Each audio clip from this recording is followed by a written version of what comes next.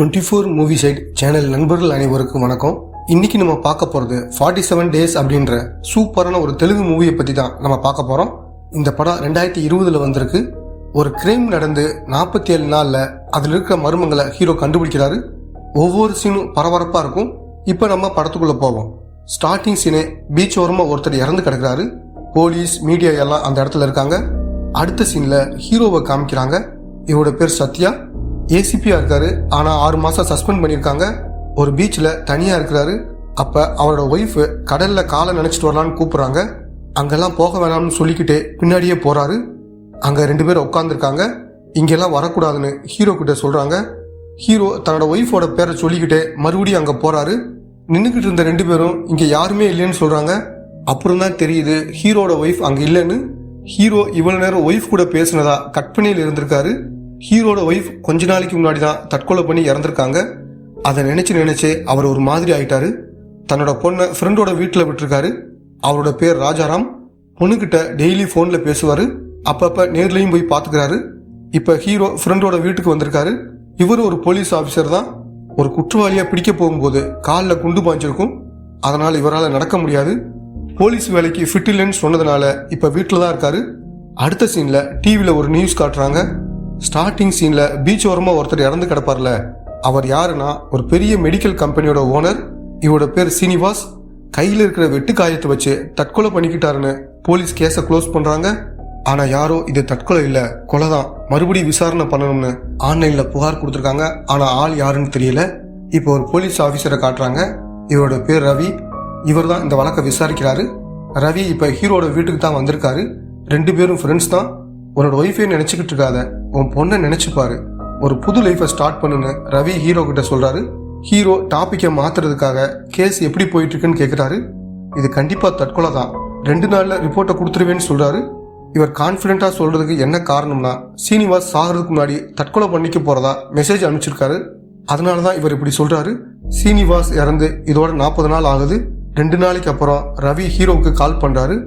வீட்டுக்கு வந்தப்ப அந்த கேஸ் ஃபைல அங்கேயே வச்சுட்டு வந்துட்டேன், பத்திரமா எடுத்து வைன்னு சொல்றாரு. இன்னைக்கு 42வது நாள். ஹீரோ டிவி பார்த்துட்டு இருக்காரு. டிவி நியூஸ் எல்லாத்துலயும் அவரை பத்தியே பேசிட்டு இருக்காங்க. ஹீரோவுக்கு கொஞ்சம் இன்ட்ரெஸ்ட் வருது. டேபிள் இருக்கிற கேஸ் ஃபைலை எடுத்து பார்க்கறாரு. கிரைம் நடந்த இடத்துல எடுத்த போட்டோவையும் பார்க்கறாரு. அதுல இறந்து போனவோட கையில ஒரு ஸ்டாம்ப் இருக்கு. இதை பார்த்ததும் ஒரு மாதிரி ஆயிடுறாரு. ஏன்னா இவரோட ஒய்ஃப் கொஞ்ச நாளைக்கு முன்னாடி தான் தற்கொலை பண்ணி இறந்திருப்பாங்க. அவங்களுடைய கையிலையும் இதே மாதிரி ஸ்டாம்ப் இருந்துச்சு. உடனே ஒய்ஃபோட டெத் ரிப்போர்ட்டை எடுத்து பார்க்கறாரு. பார்த்தா 2 பேரும் செத்து போனது ஒரே நாள்ல நடந்திருக்கு. ஸ்டாம்பும் 2 பேர் கையில ஒரே மாதிரி இருக்கு. இத்தனை நாள் ஒய்ஃப் ஏன் தற்கொலை பண்ணிக்கிட்டாங்கன்னு மனசுல போட்டு குழம்பிட்டு கிடந்தாரு. இப்பதான் அவருக்கு ஒரு தெளிவான பார்வை கிடைச்சிருக்கு. சீனிவாஸ் தற்கொலை பண்ணிக்கிட்டதுக்கும் தன்னோட ஒய்ஃப் தற்கொலை பண்ணிக்கிட்டதுக்கும் ஏதோ தொடர்பு இருக்குன்னு நினைக்கிறாரு. இந்த விஷயத்தை சொல்றதுக்காக ரவிக்கு ஃபோன் பண்றாரு. ஆனா ரவி ஃபோன் எடுக்கல. அந்த கேஸ் ஃபைல்ல இருக்கிற சீனிவாஸோட அட்ரஸை கண்டுபிடிச்சு அங்க போறாரு. வீட்டு கதவை தட்டுறாரு. அங்க ஒரு பொண்ணு கதவை திறக்கிறாங்க. இவங்க தான் சீனிவாசோட ஒய்ஃப். ஏன் தற்கொலை பண்ணிக்கிட்டாரு, என்ன காரணம்னு ஹீரோ கேட்கிறாரு. அவர் நார்மலா தான் இருந்தாரு. ஒரு பார்ட்டிக்கு போயிட்டு 2 பேரும் சேர்ந்து தான் பீச்சுக்கு போனோம். அப்போ ஒரு கால் வந்துச்சு. போனை எடுத்துட்டு பேச போனாரு. ரொம்ப நேரம் ஆகியும் திரும்ப வரல. முக்கியமான போன் வந்துச்சுன்னா சொல்லாம வீட்டுக்கு போயிடுவாரு. இந்த மாதிரி நிறைய தடவை நடந்திருக்கு. கொஞ்ச நேரம் வெயிட் பண்ணி பார்த்துட்டு வீட்டுக்கு வந்துட்டேன். காலையில தான் தற்கொலை பண்ணிக்க போறேன்னு அவர் அனுப்பின மெசேஜை பார்த்தேன்னு சொல்லிட்டு அழ ஆரம்பிக்கிறாங்க. ஹீரோ தன்னோட ஃபோன் நம்பரை கொடுத்துட்டு ஏதாவது முக்கியமான விஷயம்னா எனக்கு ஃபோன் பண்ணுங்கன்னு சொல்லிட்டு வெளியே வராரு. அப்ப அந்த அப்பார்ட்மெண்ட்டோட செக்ரட்டரி ஹீரோவை பார்த்துட்டு யாரு நீங்கன்னு கேட்கிறாரு. சீனிவாசோட ஒய்ஃபை பார்த்து விசாரிச்சுட்டு வர்றேன்னு சொல்றாரு. என்னது, சீனிவாசோட வீட்டுக்கு வந்தியா, கூட வான்னு கையோட கூட்டிட்டு வர்றாரு.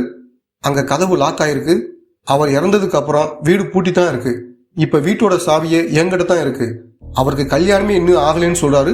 ஹீரோ உள்ள போய் சீனிவாசோட ஒய்ஃபை கூப்பிடுறாரு. அங்க யாருமே இல்ல. ஹீரோவை சத்தம் போட்டு வெளியே அனுப்பிச்சு விடுறாரு. செக்ரட்டரி போலீஸ் கமிஷனருக்கு ஃப்ரெண்டு போல, அவர்கிட்ட கம்ப்ளைண்ட் பண்றாரு. கமிஷனர் ஹீரோவை கூப்பிட்டு சத்தம் போடுறாரு. தேவையில்லாத பிரச்சனையில மாட்டிக்காதன்னு கமிஷனர் சொல்றாரு. சீனிவாசோட தற்கொலைக்கும் தன்னோட ஒய்ஃப் தற்கொலைக்கும் ஏதோ தொடர்பு இருக்குன்னு ஹீரோ சொல்றாரு. கமிஷனர் அந்த கேஸ் ரிப்போர்ட்டை எடுத்து பார்த்துட்டு இது கண்டிப்பா ஒரு தற்கொலை தான் சொல்றாரு. ஹீரோ கிட்ட எந்த ஆதாரமும் இல்லாதனால பேசாம கிளம்பி வந்துடுறாரு. ஏற்கனவே நடந்த சம்பவத்தை நினைச்சு பாக்குறாரு. ஹீரோவும் அவரோட ஒய்ஃபும் ஸ்கூல் படிக்கும் போதுலேருந்தே லவ் பண்ணிருப்பாங்க. ஹீரோ ஐபிஎஸ் பாஸ் பண்ணிட்டு ஏசிபியா வர்றாரு. அதே ஸ்டேஷன்ல ஃப்ரெண்டு ரவி இன்ஸ்பெக்டரா இருக்காரு. காலில் குண்டடிப்பட்ட ராஜாராமும் அங்கே எஸ்ஐயா இருக்காரு. ராஜாராம் ரொம்ப சின்சியராக வேலை பார்க்குறாரு. போதை மருந்து யூஸ் பண்ணியிருக்காங்கன்னு காலேஜ் பசங்களை அரெஸ்ட் பண்ணியிருக்காரு. ஸ்ட்ராங்கான எவிடன்ஸ் இல்லாதனால ஒரு லாயர் வந்து அந்த பசங்களை கூப்பிட்டு போயிடுறாரு. இன்னைக்கு நைட்டு 2 கோடி மதிப்புள்ள போதை மருந்தை கடத்த போறாங்கன்ற தகவலை ராஜாராம் ஹீரோ கிட்ட சொல்றாரு. உடனே ஹீரோ அங்க போய் அந்த கும்பல் கூட பயங்கரமா சண்டை போறாரு. எல்லாத்தையும் அடிச்சு போட்டுட்டு அந்த கும்பலை பிடிக்கிறாரு. இதுக்கப்புறம் தான் ஹீரோவுக்கு ராஜாராம் மேல நல்ல அபிப்பிராயம் வருது. ஒரு நாள் ஹீரோவோட ஒய்ஃப் ஹீரோவுக்கு ஃபோன் பண்ணி ஹாஸ்டலுக்கு வர சொல்றாங்க. ஹீரோ அங்க வர்றாரு. ஒய்ஃப் சோகமா தான் வளர்ந்த அனாதை இல்லத்தோட ஹெட் இறந்து போயிட்டாங்கன்னு சொல்றாங்க. ஒரு சின்ன பொண்ணை காமிக்கிறாங்க. இந்த பொண்ணோட பேர் சுவிக்ஸா. இந்த பொண்ணுக்குன்னு யாருமே கிடையாது, நம்ம தத்தெடுத்து வளர்க்கலாம்னு சொல்றாங்க. அடுத்த சீன்ல சுவிக்ஸாவை வீட்டுக்கு கூட்டிட்டு வராங்க. அந்த பொண்ணை 2 பேரும் நல்லா பாத்துக்கிறாங்க. அப்பதான் ஒரு நாள் ஹீரோ வீட்டில் இருக்கும்போதே ஹீரோட ஒய்ஃப் மாடியிலிருந்து குதிச்சு தற்கொலை பண்ணிக்கிறாங்க. இந்த அதிர்ச்சியிலிருந்து இவரால் மீளவே முடியல. ஏன்னா இவருக்கும் ஒய்ஃபுக்கும் சண்டையே வந்ததில்லை. 2 பேரும் சந்தோஷமா தான் இருந்தாங்க. என்ன காரணத்தினால தற்கொலை பண்ணிக்கிட்டாங்கன்னு நினைச்சே இவரால் சரியா வேலை செய்ய முடியல. ஒரு நாள் ஒரு போதை மருந்து டீலரை அரெஸ்ட் பண்ண ஹீரோவும் ராஜாராமும் போறாங்க. அவனை அரெஸ்ட் பண்ணி கார்ல ஏத்துறாங்க. அப்ப ஹீரோவோட ஒய்ஃப் நடந்து போற மாதிரி இவருக்கு தோணுது. உடனே வண்டியை நிறுத்த சொல்லிட்டு அங்க போய் பாக்குறாரு. ராஜாராமும் சார் எங்க போறீங்க, அங்க யாருமே இல்லைன்னு சொல்றாரு. அப்ப அந்த போதை மருந்து டீலர் ராஜாராம் வச்சிருந்த துப்பாக்கி எடுத்து அவரோட காலில் சுடுறான். ஹீரோவுக்கு வந்தது எல்லாமே கட் பண்ண உடனே அவனை சுட குறி பாக்குறாரு. பின்னாடி இருந்து ஹீரோவோட ஒய்ஃப் சத்யான்னு கூப்பிடுற மாதிரி தோணுது. பின்னாடி திரும்பி பாக்குறாரு. அவங்க அப்படியே மறைஞ்சு போறாங்க. அந்த குற்றவாளி தப்பிச்சு போயிடுறான். இதனால ஹீரோவை 6 மாசம் சஸ்பெண்ட் பண்றாங்க. இப்ப கரண்ட்ல நடக்கிறத காமிக்கிறாங்க. ஹீரோ ராஜாராம் வீட்டுக்கு போய் தம் பொண்ணை பார்த்துட்டு சீனிவாசோட வீட்டில் நடந்த சம்பவத்தை சொல்றாரு. அந்த வீட்டில் இருந்த பொண்ணுக்கும் சீனிவாசோட தற்கொலைக்கும் ஏதோ தொடர்பு இருக்குன்னு சொல்றாரு.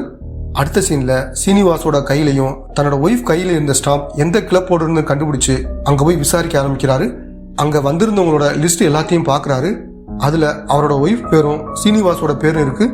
அடுத்து அங்க இருக்கிற சிசிடிவி ஃபுட்டேஜ் எல்லாத்தையும் பாக்குறாரு. அதுல சீனிவாசும் அவர் வீட்டில் இருந்த பொண்ணும் ஒன்னா வராங்க. அதே வீடியோவில் ரெஸ்ட் ரூம்ல இருந்து ஹீரோட ஒய்ஃப் மயங்கி வர்றாங்க. அப்ப சீனிவாஸ் கூட இருந்த பொண்ணு தான் அவங்களுக்கு ஹெல்ப் பண்றாங்க. ஹீரோ இதை பார்த்துட்டு இருக்கும் போதே ஹோட்டலோட ஓனர் வராரு. ஹீரோ கிட்ட வாரண்டி எதுவும் இல்லாதனால அந்த ஃபுட்டேஜை கொடுக்க முடியாதுன்னு சொல்லிடுறாரு.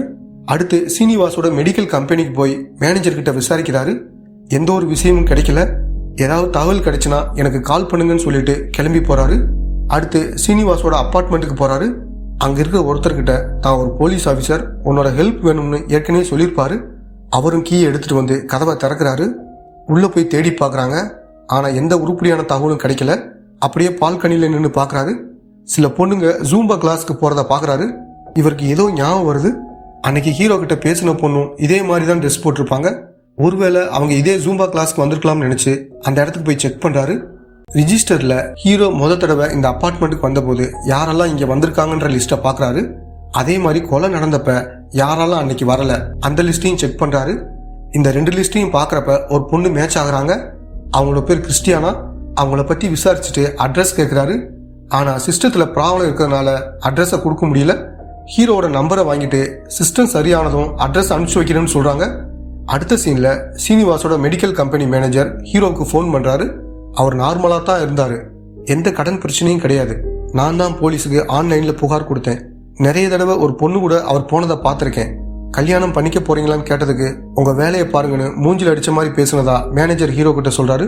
அந்த பொண்ணை எந்த இடத்துல வச்சு பாத்தீங்கன்னு ஹீரோ கேட்கிறாரு. மேனேஜரும் ஒரு இடத்த சொல்றாரு.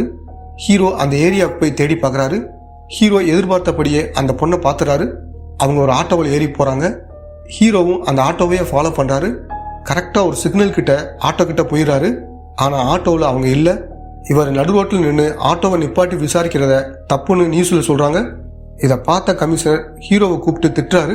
அப்போயும் சார் அந்த பொண்ணு தப்பிச்சுட்டா, சீனிவாஸ் தற்கொலை பண்ணலன்னு எவ்வளவோ சொல்றாரு. ஆனா கமிஷனர் இதை கேட்காம இந்த கேஸை விசாரிக்க கூடாதுன்னு சொல்லிடுறாரு. அடுத்த சீன்ல ஹீரோ ஒரு அப்பார்ட்மெண்ட்டுக்கு போறாரு. கடைசியா அந்த பொண்ணு இந்த அப்பார்ட்மெண்ட்டுக்கு பக்கத்துல இருந்து தான் ஆட்டோவில் ஏறி இருப்பாங்க. அதனாலதான் இங்க வந்திருக்காரு. அவங்களோட அடையாளங்களை சொல்லி செக்யூரிட்டி கிட்ட விசாரிக்கிறாரு. காலையில தான் வீட்டை காலி பண்ணி போயிட்டாங்கன்னு சொல்றாரு. ஹீரோ என்ன பண்றதுன்னு யோசிக்கிறாரு. இருந்தாலும் அவங்க தங்கியிருந்த ஃபிளாட்டுக்கு போய் ஏதாவது தகவல் கிடைக்குதான்னு தேடி பார்க்கறாரு. அப்போ ஒரு பேப்பர் கிடைக்குது. அதுல நீ ஒரு புத்திசாலியான ரோமியோ, இப்படிக்கு உன்னோட ஜூலியட்னு எழுதிருக்கு. இதை பார்த்ததும் ஹீரோக்கு ஏதோ ஞாபகம் வருது. ஹீரோ 7th ஸ்டாண்டர்ட் படிக்கும்போது ஒரு பொண்ணு அடிக்கடி ஹீரோவை ரோமியோன்னு கூப்பிடுவாங்க. ஹீரோ அந்த பேப்பரை ரவி கிட்ட காட்டுறாரு. ரவி அதை பார்த்துட்டு என்னது ரோமியோ ஜூலியட்னு போட்டிருக்கு, ஒன்றுமே புரியலன்னு சொல்கிறாரு. ஹீரோ தான் 7th ஸ்டாண்டர்ட் படிக்கும்போது எடுத்த ஃபோட்டோவை காமிச்சு இது என்னோட ஒய்ஃப்னு சொல்கிறாரு. இன்னொரு பொண்ணை காமிச்சு இந்த பொண்ணு தான் என்னை ரோமியோன்னு கூப்பிடுவா, எனக்கு நல்லா ஞாபகம் இருக்குது, அன்னைக்கு நாங்கள் 2 பேரும் தான் ரோமியோ ஜூலியட் நாடகத்தில் நடித்தோம், அன்னைக்கு நைட்டு தான் அந்த பொண்ணு காணாமல் போயிட்டாங்கன்னு சொல்கிறாரு.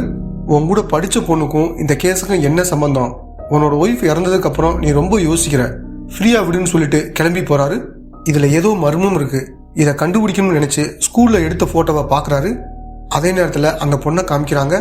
அவங்களும் அதே ஸ்கூலில் எடுத்த ஃபோட்டோவை சுவத்தில் மாட்டுறாங்க. இவங்க தான் அன்னைக்கு தொலைஞ்சு போன ஜூலியட். இன்னைக்கு 46வது நாள் நடக்குது. அடுத்த சீனில் ஹீரோ தான் படித்த ஸ்கூலுக்கு வந்து பிரின்சிபலை பார்க்குறாரு. அன்னைக்கு அந்த பொண்ணுக்கு என்ன ஆச்சுன்னு கேட்குறாரு. ஏற்கனவே நடந்த சம்பவத்தை காமிக்கிறாங்க.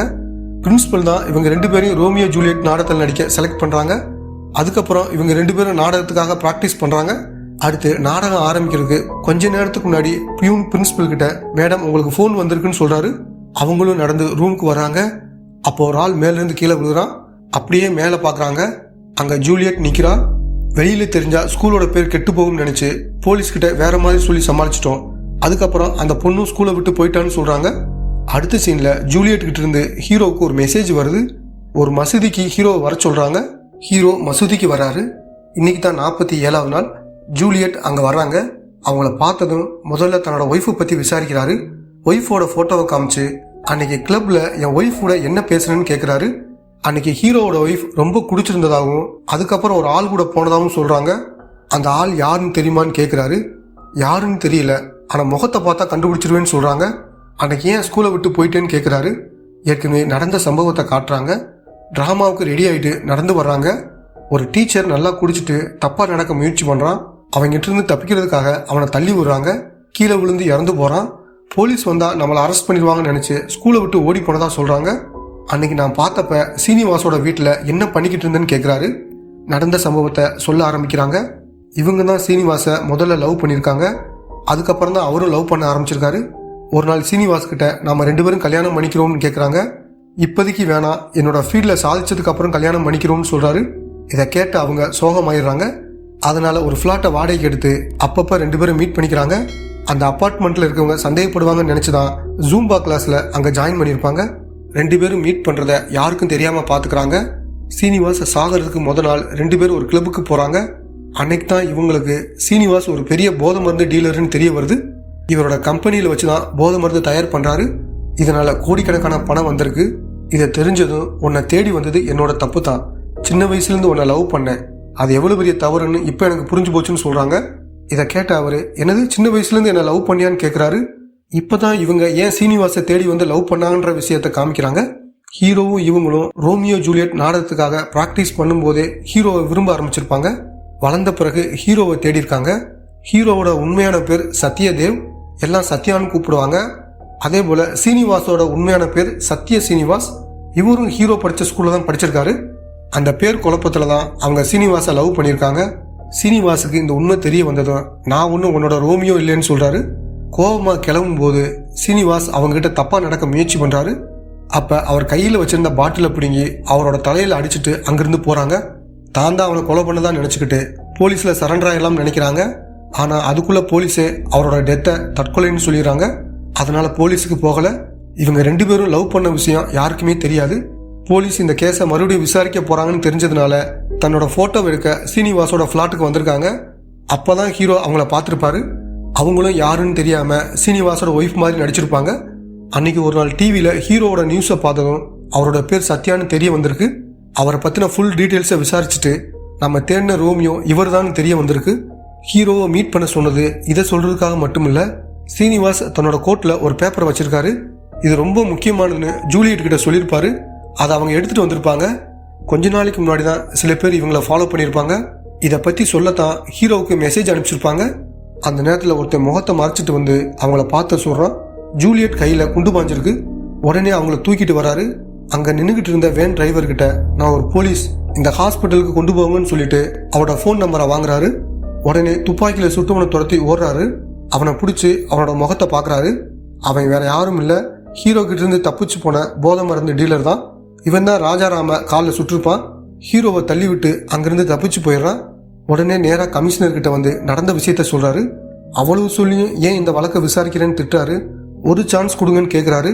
சரின்னு கமிஷனரும் ரவியும் கூட வர்றாங்க. ஹாஸ்பிட்டலில் போய் கேட்டா குண்டடிப்பட்டு யாரும் இங்கே வரலன்னு சொல்றாங்க. உடனே அந்த வேன் டிரைவர் நம்பருக்கு ஃபோன் பண்றாரு. நம்பர் நாட் ரீச்சபிள்னு வருது. ஹீரோ கற்பனையிலே வாழ்ந்துட்டு இருக்கதா சொல்லி கமிஷனர் திட்டிட்டு போறாரு. எல்லாத்துலயும் தோத்து போனதா ராஜாராம் கிட்ட சொல்லி புலம்புறாரு. அடுத்து இந்த கேஸ்ல ஏதாவது துப்பு கிடைச்சிருக்கான்னு ராஜாராம் கேட்கிறாரு. ஜூலியட் கொடுத்த பேப்பர் எடுத்து பாக்குறாரு. இந்த பேப்பரை வச்சு ஒன்னும் பண்ண முடியாதுன்னு சொல்லி கிழிச்சு போறாரு. உன் பொண்ணை நினைச்சு பாரு, இந்த பிரச்சனையை இதோட விட்டுருன்னு சொல்றாரு. சரின்னு சொல்லிட்டு வீட்டுக்கு கிளம்பி வராரு. வர்ற வழியில எல்லாரும் சொன்னதையும் நினைச்சு பாக்குறாரு. அப்பதான் ஒரு விஷயம் இவருக்கு ஞாபகம் வருது. நேரா ரவியோட வீட்டுக்கு போறாரு. சீனிவாஸ் தற்கொலை பண்ணிக்க போறதா மெசேஜ் அனுப்பிச்சிருந்தாருன்னு ரவி சொல்லியிருப்பாரு. அதே மாதிரி கையை கட் பண்ணி தற்கொலை பண்ணிக்கிட்டாருன்னு ரிப்போர்ட்ல எழுதியிருப்பாரு. ஆனா ஜூலியட் சீனிவாஸோட தலையில அடிச்சதா சொல்லியிருப்பாங்க. மெசேஜ் அனுப்பிச்சதா சொல்லியிருக்க மாட்டாங்க. அப்படின்னா கையை கட் பண்ணது யாரு, மெசேஜ் அனுப்பிச்சது யாரு, தலையில அடிபட்ட காயத்தை ரிப்போர்ட்ல ஏன் எழுதலன்னு ஒவ்வொரு கேள்வியா ரவி கிட்ட கேட்கிறாரு. ஏன் மேலேயே சந்தேகப்படுறியான்னு ரவி கேட்கிறாரு. ஜூலியட்டை மீட் பண்ண போற விஷயத்த உனக்கு மட்டும் தான் சொன்னேன், அது எப்படி அந்த போதை மருந்து டீலருக்கு தெரிய வந்துச்சுன்னு கேட்கிறாரு. அவர் பதில் சொல்ல முடியாம கத்துறாரு. பதிலுக்கு ஹீரோவும் சவுண்டா பேசுறாரு. சத்தம் கேட்டு ரவியோட ஒய்ஃபும் பையனும் பயந்து போய் அங்க வந்து நிக்கிறாங்க. இப்பதான் ரவி ஒரு உண்மையை சொல்றாரு. இவர் இந்த கேஸ் எடுத்து விசாரிக்கும் போது ரவியோட பையனை கடத்திட்டு போய் ரவியை மிரட்டிருக்காங்க. அதனால ரவி டாக்டர் கிட்ட பேசி ரிப்போர்ட்டை தற்கொலைன்னு எழுத சொல்லியிருக்காரு. அந்த போதை மருந்து டீலர் கிட்ட இருந்து போன் வருது. இப்ப ஜூலியட் அவங்கிட்ட தான் இருக்காங்க. அந்த வேன் டிரைவரும் இவனோட ஆள் தான். ஹீரோ வச்சிருந்த பேப்பரை எடுத்துட்டு ஒரு ஃபேக்டரிக்கு வர சொல்றான். ஹீரோ அதை கிழிச்சு போட்டேன்னு சொல்றாரு. ஆனா அவன் நம்பல. அந்த பேப்பரை கொடுத்துட்டு ஜூலியட்டை கூட்டிட்டு போக சொல்றான். அடுத்த சீன்ல ஹீரோ ஃபேக்டரிக்கு போய் பேப்பர் உண்மையிலே இல்லைன்னு சொல்றாரு. ஹீரோ நடிக்கிறார் நினைச்சு துப்பாக்கி எடுத்து சுட போறான். அப்ப யாரோ ஒருத்தர் அவனை சுடுறாங்க. யாருன்னு பார்த்தா ராஜாராம் தான் அங்க நிக்கிறாரு. இத பார்த்த ஹீரோ அதிர்ச்சி ஆகிறாரு. ராஜாராம் ஹீரோவை கன் பாயிண்ட்ல வச்சு மிரட்டி அந்த பேப்பர்ல இருக்கிற நம்பரை சொல்றாரு. ஹீரோ பொண்ணை காப்பாத்த பக்கத்துல போறாரு. அப்ப ராஜாராம் ஹீரோவை பார்த்து சுடுறாரு. அவர் ஹீரோ கிட்ட வந்து சொல்ல ஆரம்பிக்கிறாரு. ராஜாராம் 15 வருஷமா போலீஸ் டிபார்ட்மெண்ட்ல இருக்காரு. ஏஎஸ்ஐயா வேலைக்கு சேர்ந்து இன்னும் அதே போஸ்ட்ல தான் இருக்காரு. எந்த ப்ரொமோஷனும் இல்ல, இங்க மரியாதையே கிடையாது. ஏதாவது ஒரு கேஸை பிடிச்சு நல்ல பேர் வாங்கலாம்னா யாராவது இன்ஸ்பெக்டருக்கு கால் பண்ணி ரிலீஸ் பண்ண சொல்லிடுறாங்க. சீனிவாஸ் போதை மருந்த அவரோட ஃபேக்டரியிலே தயார் பண்றத ஆதாரத்தோட கமிஷனர் கிட்ட காட்டுறாரு. அந்த ஃபைலை எடுத்து பார்க்காம கமிஷனரும் ரவியும் ஜோக்கர்னு கிண்டல் பண்ணி அனுப்புறாங்க. வாழ்க்கையை வெறுத்து போய் தற்கொலை பண்ணிக்கலாம்னு நினைக்கிறாரு. அப்ப சீனிவாஸ் ராஜாராமுக்கு போன் பண்ணி என் கூட சேர்ந்துருன்னு சொல்றாரு. ஒரு விரக்தியில அவன் கூட போய் சேர்றாரு.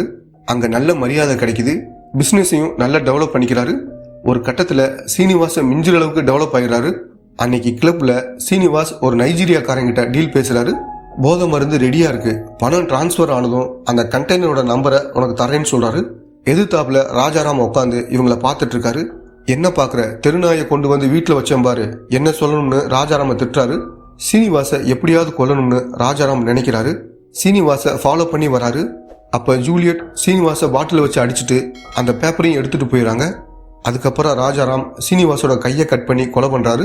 அந்த பேப்பரை தேடி பார்த்துட்டு அங்கிருந்து போயிடுறாரு. ரவியோட பையனை கடத்தினதும் ராஜாராம் தான். அதனாலதான் ரவி இந்த கேஸை தற்கொலைன்னு மாத்தி எழுதியிருப்பாரு. இப்ப பிசினஸ் எல்லாம் நம்ம கையில வந்துருச்சு, இனி போலீஸ் வேலை நமக்கு தேவையில்லை, எப்படி சொல்லி ரிசைன் பண்ணலாம்னு யோசிக்கிறாரு. அந்த போதை மருந்து டீலரை வச்சு தன்னை சுடுற மாதிரி டிராமா பண்றாரு. கால் ஊனமாயிடுச்சுன்னு சொல்லி போலீஸ் வேலையிலேருந்து வெளியே வந்திருப்பாரு. ஒரு நாள் ராஜாராம் கிட்ட சீனிவாஸ் வீட்டுல ஒரு பொண்ணு இருந்ததாகவும் அவங்கள தேடிட்டு இருக்கதாகவும் ஹீரோ சொல்லியிருப்பாரு. அப்ப அந்த பேப்பர் கண்டிப்பா அந்த பொண்ணுகிட்ட தான் இருக்கும்னு நினைக்கிறாரு. அதனால அந்த போதை மருந்து டீலரை வச்சு ஹீரோவை ஃபாலோ பண்ண சொல்லியிருப்பாரு. அதே மாதிரி ஒரு நாள் ஜூலியட் ஆட்டோவில் போறத ஹீரோ கண்டுபிடிக்கிறாரு. அவங்களும் இதை பார்த்துட்டு அன்னைக்கு நைட்டு ஜூலியட்டை ஃபாலோ பண்ணியிருப்பாங்க. மறுநாள் அந்த பேப்பரை ஜூலியட் ஹீரோ கிட்ட கொடுக்கும்போது 2 பேரையும் கொண்டுட்டு அந்த பேப்பரை எடுத்துட்டு போயிடலாம்னு அவன் நினைக்கிறான். ஆனா அது நடக்கல. பொண்ணை காட்டி மிரட்டினா தான் நம்பர் சொல்வாருன்னு நினைச்சு ஹீரோவோட பொண்ணையும் கூட்டிட்டு வந்திருக்காரு. அந்த போதை மருந்து டீலர் அவசரப்பட்டு ஹீரோவை சுட போயிருப்பான். அதனாலதான் ராஜாராம் அவனை சுற்றுப்பாரு. எல்லாத்தையும் சொல்லிட்டு ராஜாராம் ஹீரோவை அடிக்கிறாரு. ஹீரோவும் அவர் கூட பயங்கரமா சண்டை போறாரு. ஜூலியட் பொண்ணை கூப்பிட்டுக்கிட்டு தப்பிச்சு அங்கிருந்து போறாங்க. அப்ப ராஜாராம் ஜூலியட்டை தள்ளி விட்டு மாடிக்கு ஓடுறான். ஜூலியட் ராஜாராமா பார்த்ததும் ஹீரோ கிட்ட வந்து அன்னைக்கு கிளப்ல ஹீரோவோட ஒய்ஃபை கூப்பிட்டு போனது இவன் தான் சொல்றாங்க. உடனே ஹீரோ ராஜாராம பிடிச்சி பயங்கரமா அடிக்கிறாரு. என்னோட ஒய்ஃபை என்ன பண்ணேன்னு கேட்கிறாரு. அன்னைக்கு நைட்டு அந்த நைஜீரியாக்காரன் ஹீரோவோட ஒய்ஃபை பார்த்ததும் அவங்க வேணும்னு சொல்றான். ராஜாராம் வெயிட்டர் வச்சிருந்த கூல்ட்ரிங்க்ஸ்ல போதை மாத்திரையை போடுறாரு. அதை ஹீரோவோட ஒய்ஃப் கிட்ட கொடுக்க சொல்றாரு. அவங்களும் அதை குடிச்சிட்டு மயக்கமாயிடுறாங்க. ராஜாராம் அவங்கள ரூமுக்கு கூட்டிட்டு போறான். அங்க நைஜீரியாக்காரன் அவங்க கிட்ட தப்பா நடந்துக்கிறான். மயக்கம் தெரிஞ்சு இதை தெரிஞ்சுக்கிட்ட ஹீரோட ஒய்ஃப் தற்கொலை பண்ணிக்கிறாங்க. ஹீரோ ராஜாராம பயங்கரமா அடிச்சு மேலிருந்து கீழே தள்ளி வர்றாரு. இரும்பு கம்பியில குத்தி ராஜாராம் அங்கேயே இறந்து போறாரு. 47 நாள்ல ஹீரோவுக்கு தேவையான பதில் கிடைக்குது. இதோட படத்தை முடிக்கிறாங்க.